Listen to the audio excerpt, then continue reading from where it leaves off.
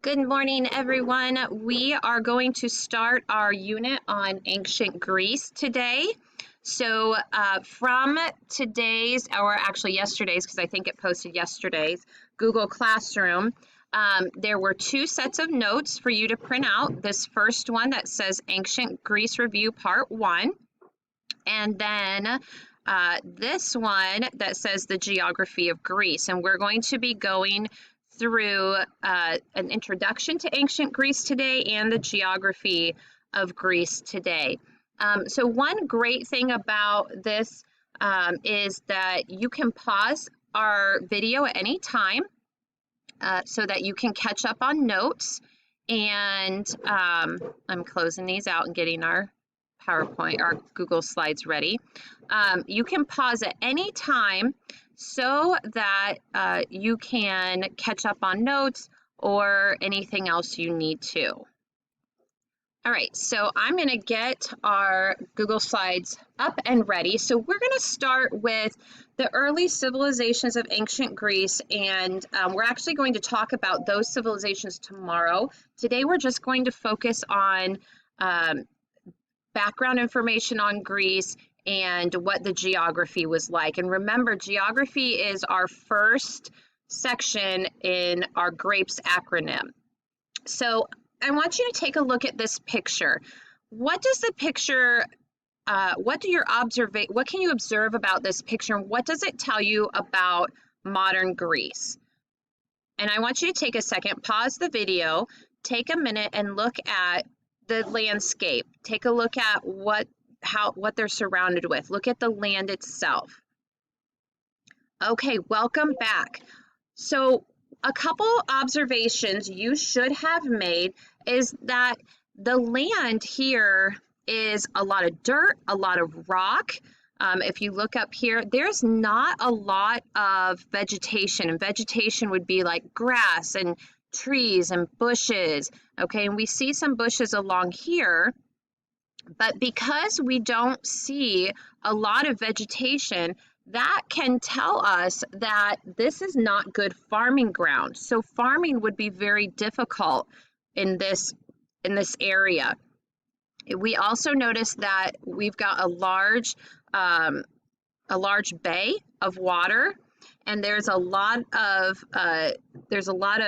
those look like solar panels on this side, but there are boats here, there are boats here. So I would make the observation that this is a fishing community because of all of those boats that you see here.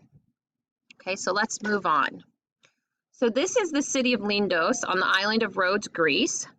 This is a temple ruins, and you can kind of see up here that some of the ruins are there. And then the Byzantines, which we will talk about after Rome, built a church here. This part, so you can see the temple up here, and then around that temple was a castle which was built during the medieval times.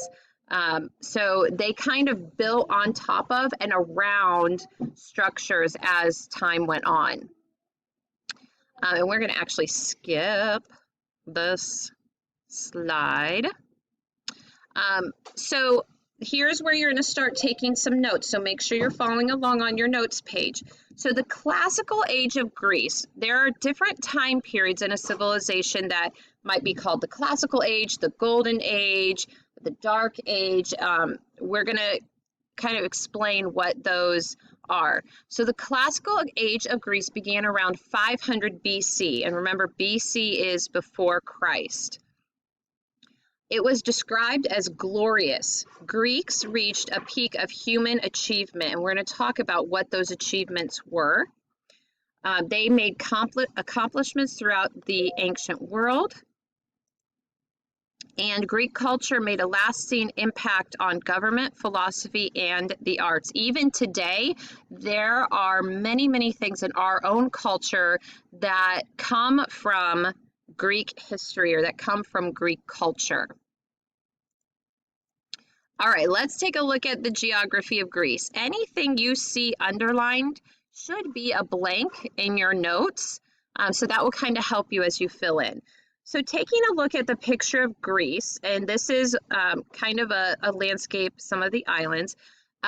Greece is mostly made up of mountains, valleys, some natural harbors, which are these inlets right here, and lots of islands, which is obvious because we have an island here, another one here, we've got an island right here. So it's a lot of pockets of islands. And then in between those islands and surrounding the country of Greece, you've got 3 seas, the Ionian Sea, the Mediterranean, and the Aegean. And then you have a peninsula, which is a piece of land that sticks out called Peloponnesus. So if you've heard of the Peloponnesian Islands, that's where this comes from. It's called Peloponnesus. All right, take a look at this landscape. Whew. All right, I want to get these up here for you. So because of the land, okay, you notice there's some green here, but look how these are like, it's like slated level rocks. It's really cool. However, that makes it difficult to farm. So the climate in Greece is mild, okay? So what that means is it's pretty even year round. Obviously, it's rugged. There's lots of islands. And because they can't fish, because they can't farm on this land very well, they built their city-states next to water. And so their primary trade, their primary way of getting food and jobs were to fish and to work on the seas and then to become traders with other city-states. It was easier to travel by sea than it was to go across land like this. And then, you know, there were a few farmers. One of the main forms of food they harvested were olives and grapes. Olive oil is a huge product that comes from Greece, but they also produced barley and wheat. All right, so we're going to switch. So you're going to switch to your other notes page, the one that has the big geography of Greece on it. And we're going to watch this short video, and we get to play a little game in it, so follow along with us. Instructomania presents the Geography of Greece. This video will detail the geographical features of ancient Greece, how geography shaped the lives of ancient Greeks, and who lived in ancient Greece. The word geography, through a historian's lens, means the physical environment and how it may influence an economy and culture. Some examples may include scorching deserts that encourage nomads to move between water sources, islands where the surrounding ocean offered a food source, flooding rivers that created fertile farmland, and mountains where a resource like timber was used for building. Section 1. Geographical features of ancient Greece. Greece sits on the Balkan Peninsula of Europe, with many islands and seas surrounding it. Greece's neighbors, Italy to the east, separated by the Adriatic Sea in the north, and the Ionian Sea, which holds the Ionian Islands, to the southwest. These seas are smaller water regions connected to the larger Mediterranean Sea. The western spine of Greece is an Pindus mountain range. The Thessaly Mountains to the east include Mount Olympus, the legendary home of the Greek gods.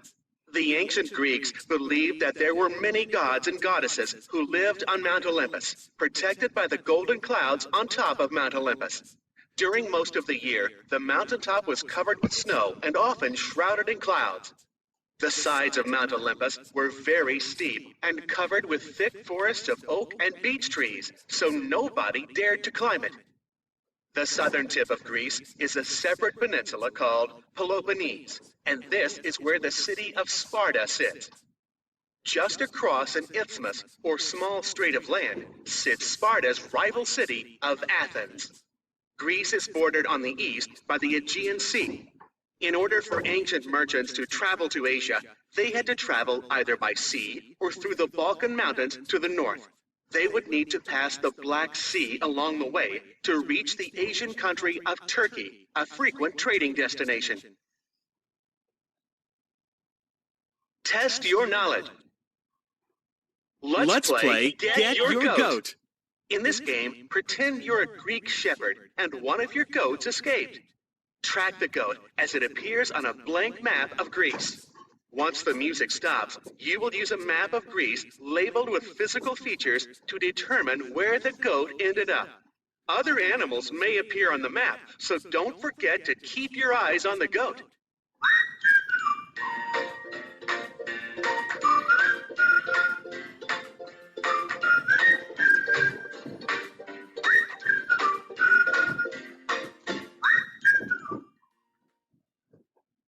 So, where did the goat end up?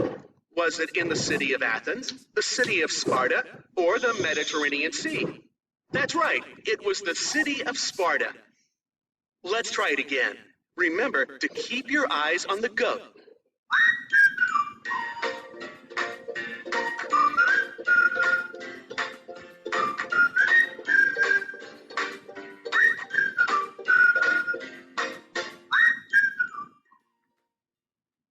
So, where did the goat end up? Was it the Peloponnese Peninsula, the Aegean Sea, or the Balkan Mountains? It was the Peloponnese Peninsula. Let's try one last time. You got this.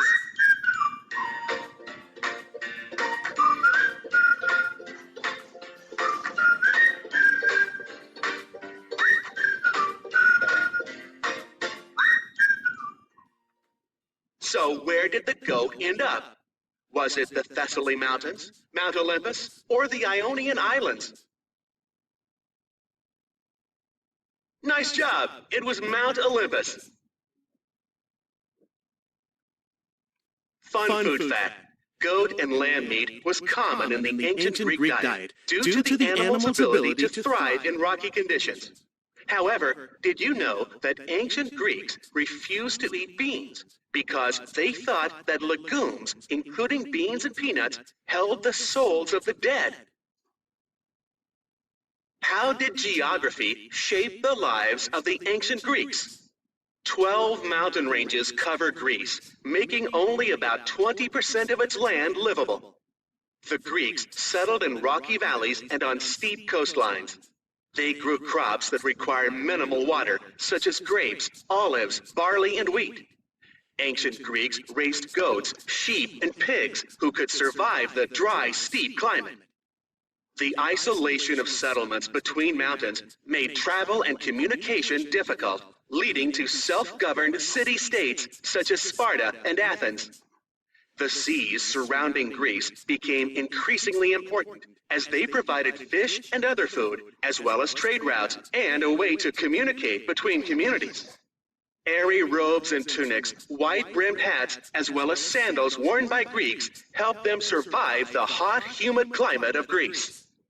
Who lived there? Most historians agree that the Greeks started as migrating people from Sicily or the Balkan Mountains regions. The Minoans of Crete and its surrounding islands became the first civilization in Greece, but it is believed that their decline came from either food shortage or a natural disaster. The amount of farmland a Greek owned determined their wealth and social status. Later, two main city-states arose in power and population, Athens and Sparta. Each city had a group of 30 elders who made recommendations on laws and changes, and an assembly then voted. This government type was called an oligarchy. Sparta became a powerful military state and offered more freedom to its women. Athens moved toward a true democracy after dealing with harsh laws from leaders such as Draco. Leaders like Pericles paved the way for democracy by encouraging equal rights for the rich and poor. Then, in 600 BCE, the statesman and lawmaker Solon broke Athens' social tension by freeing debt slaves. He created an assembly of wealthy landowners that made decisions by majority rule. This laid the foundation for the democratic system used by the U.S. today. In Athens' democracy, men over the age of 18 could vote, but slaves and women, who made up about 88% of the population, could not. Still, the idea of a representative government allowing voters to elect lawmakers would be copied across the world throughout history. Let's check out what it really looks like.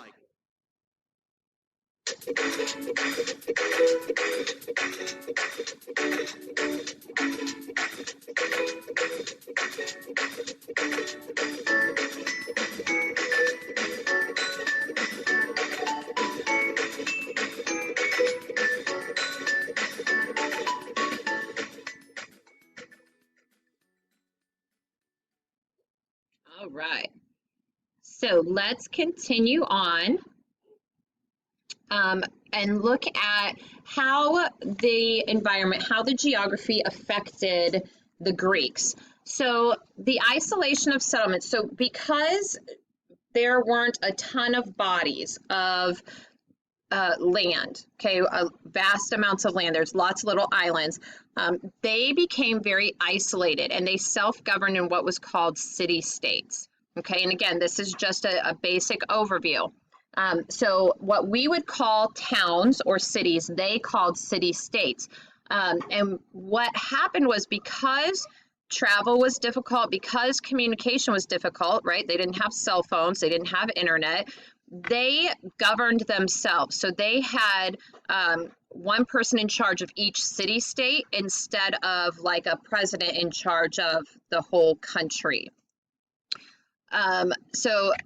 Because they had to live by waterways, they had lots of trading going on. And that was their biggest way to communicate and get goods that they needed. The seas also provided fish, which we talked about because they couldn't farm very much.